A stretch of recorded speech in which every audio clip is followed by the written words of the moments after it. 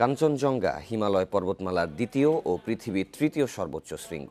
বরফের রূপালী চাদরে ঢাকা এর চূড়া এখন দেখা যাচ্ছে দেশের উত্তরের শেষ প্রান্ত পঞ্চগড়ের তেঁতুলিয়া থেকে।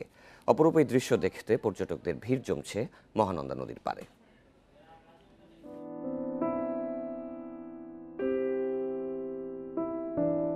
তেঁতুলিয়ার ওপারই ভারত। সেখানে সিকিম রাজ্য ও নেপালের পূর্ব সীমান্তের মাঝামাঝি অবস্থান কাঞ্চনজঙ্ঘার। তেঁতুলিয়ার উত্তরের আকাশে তাকালে চোখে পড়ছে হিমালয় পর্বতমালা, তবে নজর কাড়ছে কাঞ্চনজঙ্ঘার শুভ্র চূড়া। সূর্যের আলো পড়লে তা আরও মোহনীয় রূপ নেয়।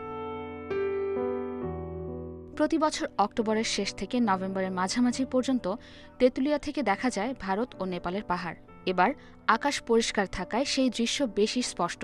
তা দেখতে দেশের বিভিন্ন প্রান্ত থেকে তেঁতুলিয়া যাচ্ছেন প্রকৃতিপ্রেমীরা।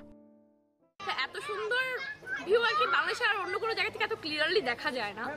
তো এই সৌন্দর্যটা এবছর আরো বেশি আমরা দেখতে পাচ্ছি। মানে আগে হয়তো ছবিতে দেখছি শুনছি, কিন্তু নিচে চোখে দেখে সার্থক হলো যে না, আমাদের দেশে থেকেও আমরা এখান থেকে খুব কাছ থেকে কাঞ্চনজঙ্ঘা দেখতে পাচ্ছি, যেটা হয়তো ইন্ডিয়ায় যে আমাদের পক্ষে দেখা সম্ভব না।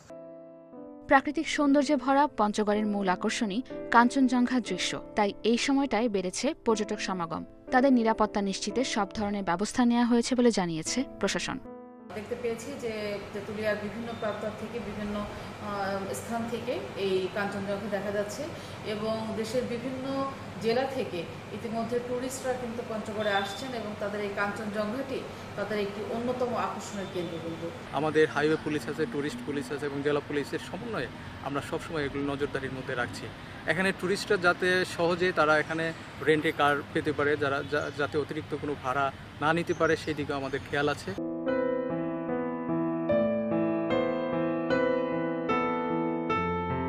Independent news desk.